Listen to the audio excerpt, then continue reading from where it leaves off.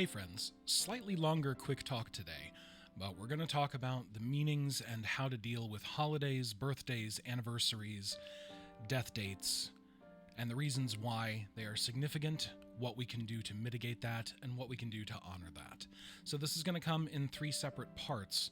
The first part being we have to discuss the concept of novelty.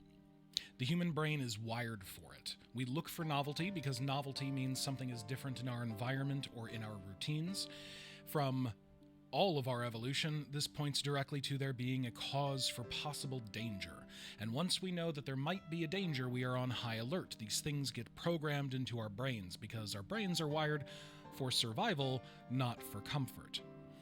But novelty sticks out in our minds. If you live to be about 80 years old, you will have lived around 29,000 days in your lifetime.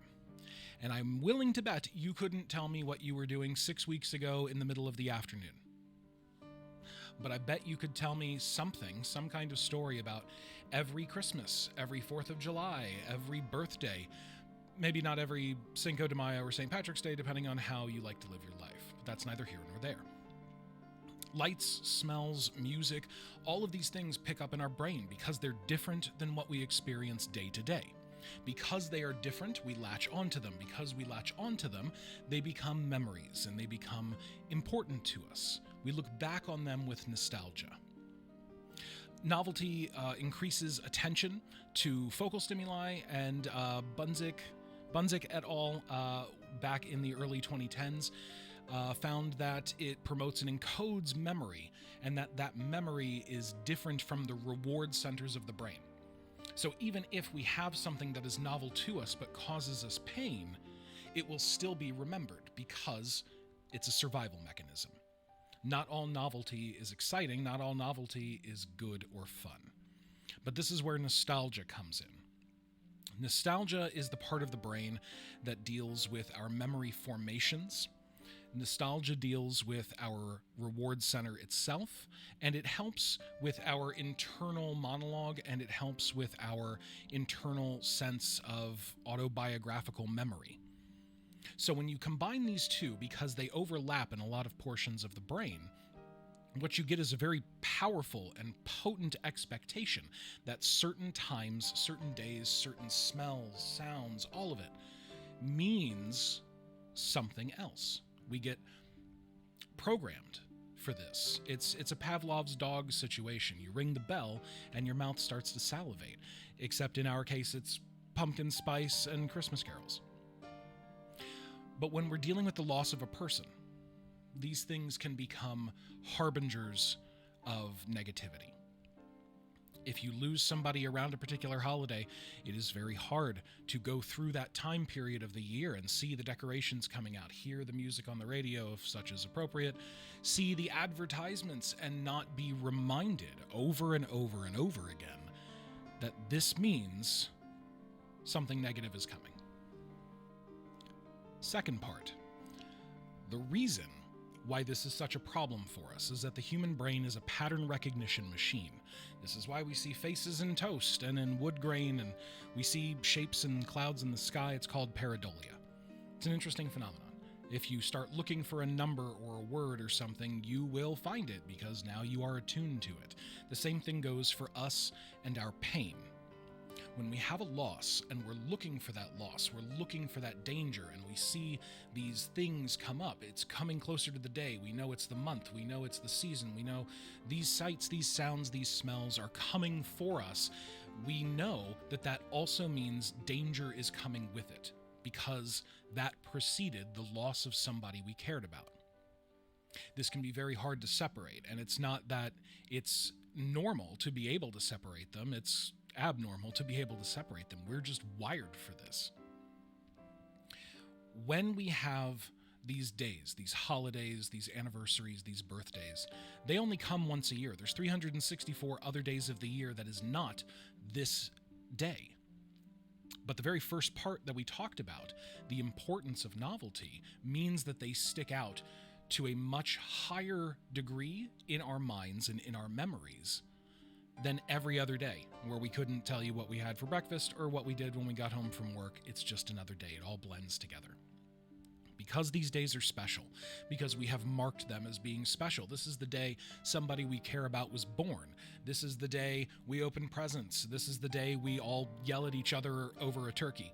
Whatever it is, we have decided as a person, as a culture, that this is significant. So what you're experiencing when you have a loss and you feel this anxiety coming for you like a runaway bull is you're feeling that sense of nostalgia being warped. You're feeling that sense of novelty pushing itself to the front of your mind, because now, instead of being a potentially positive memory, it is a danger. And that danger is what we're hardwired for. So for a survivor of suicide loss, this becomes even more challenging for us than it does for a regular loss. Because remember, we had a person leave this world and we can't point to a reason why. We might be able to rationalize it, we might be able to understand, and over time, we can understand where they were, what they were feeling, what they were coming from, maybe, but there's still questions we can never answer. But this isn't as simple as it was just a car wreck, and you can leave it at that. It wasn't as simple as saying it was a long-term physical illness that usually kills people, so that's how it happened, and we leave it at that. The danger is unquantified. When you mix that fear in with that novelty, when it comes to specific dates, it is almost universal for survivors to freak the fuck out. And that's okay. There's nothing wrong with you if you are stressed out about it. It's entirely normal. Everybody goes through it. I've never met somebody who wasn't bothered by something at some point because of this. Our brains are just wired for it. We've lost someone from our tribe. We're looking for the danger at all times. So now all of a sudden, the scent of pumpkin spice means someone's going to die. That's how our brains catalog this. It's not your fault if this freaks you out. It's fine. It's okay. Let's go on.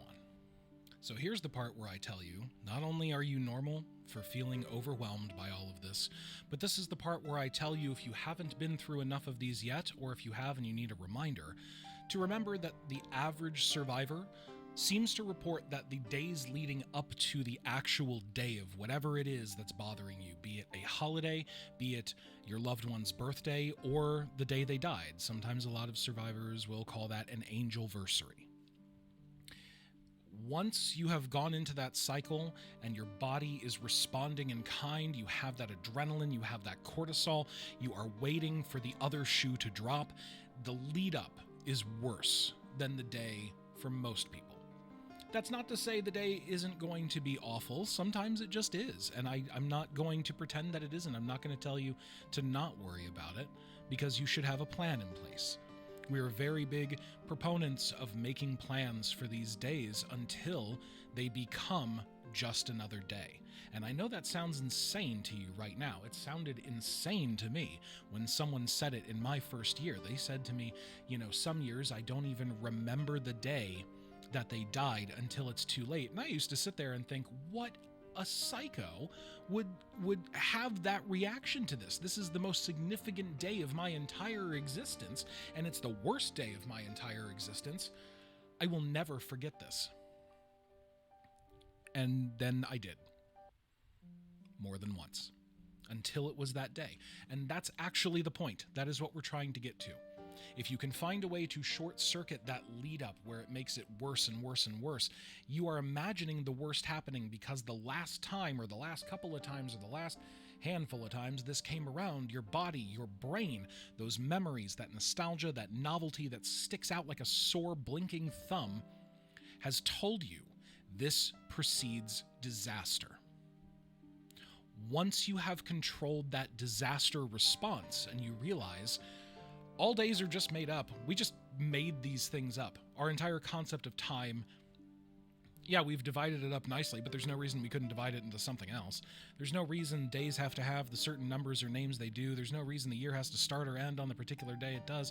We have made decisions about what time means to us. And as I'm a big fan of saying, time does not equal distance when we're talking about our loved ones and the fact that they are not here anymore, but we are. Time for us is linear. Memory is not.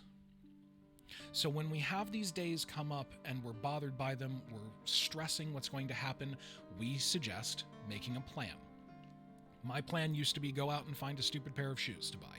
That was my treasure hunt when I knew it was going to be a problem, whether it was the birthday or the anniversary of the death, or even my birthday, because that was also significant. That was my plan. Go hunt down something stupid, pick something stupid and hard to find, hunt it down, and buy it, and bring it back home.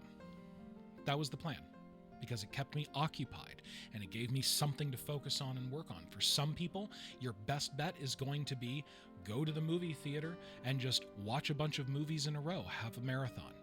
For some people, it is to literally have a marathon. We have plenty of friends that have come through these programs with us that's what they do. They go and they run, they bike, they hike, they go mountain climbing, they do something that is physical that depletes them so they can focus on that, the here and now. Because I have news for you, my friends. You are living right here and right now, not back then. And I know that's hard to separate when that stress comes up, with that anxiety, when that depression. If you have PTSD, when those feelings come crashing down on you like a wave, it is hard to remember that you are here now and this is not happening again. But every single year that you go through this, you're going to learn something about how you handle it. And I know if you're early and you're hearing any of this, it's not sounding like it's going to be easy. And it isn't, but it is not going to be as hard as you think it is, I promise. Now, a lot of people do suggest that the second year for them is more difficult. That's a whole separate video we have to make on why people say that. I don't want you to worry too much about it if you're brand new to all of this. And even if you're not, I want you to remember that grief isn't linear. There is no timeline for this. There's no timeline for how to do this, and as long as you aren't hurting yourself or anybody else, you're not doing it wrong. But whatever is meaningful to you is what you should be looking for to try and attempt. No one can tell you what it is that'll make you better for this time. No one can tell you what is going to feel right. The only thing I urge you to do is to keep in mind that a lot of these things that make this so difficult are literally all in your head. It is the way we are wired, and the dates are significant because we mark our lives by time. I'm not going to argue with you and tell you not to pay attention to them. But I will say that particularly when it comes to birthdays and death date anniversaries, the favorite I've ever heard in any of our groups from anybody, the best piece of wisdom I've ever seen, was when someone told me, I don't celebrate or acknowledge the day they died. I put all of that effort into their birthday because we got to have them while they were here. And this is something that I must underscore to those of you who are worried about these special days being a weight on your shoulders. The day they died is one day. And there's a lot that led up to that one day. There's a lot that goes into it, and you will be picking it apart for a very long time. But it was one day. And the whole point of this process of doing this grief incorporation is so that that one day becomes the one day in the perspective of the entire life that we are missing, that we are celebrating, and that we are grateful to have had with this person. There is no good time to lose somebody, but it is vital that we recall that the suicidal mind is not rational. It is not always the case that a certain day was picked out on purpose. There is not always meaning in the fact that somebody died a month right after their birthday. There's not always meaning in the fact that somebody decided to take their life the day before their anniversary. That sometimes just isn't the case.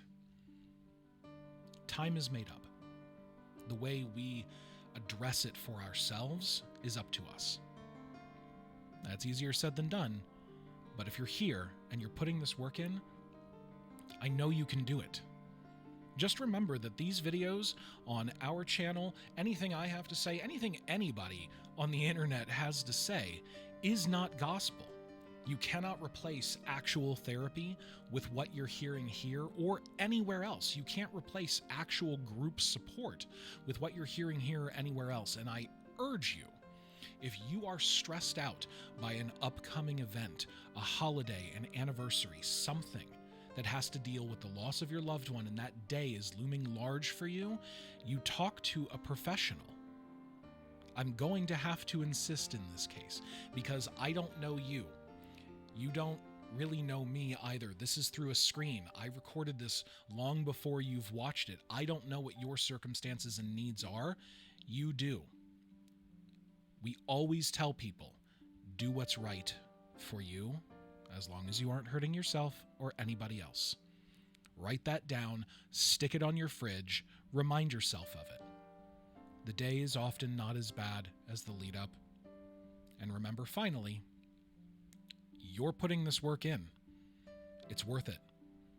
Because one day you will miss an anniversary, and you will look back and remember that I told you this, I hope. And I hope you will remember that that doesn't make you crazy or heartless either. That's the goal we're getting to, where when we think of them, it's just life. Take care of yourself, friends. Drink water, get rest. We'll see you next time. Bye for now.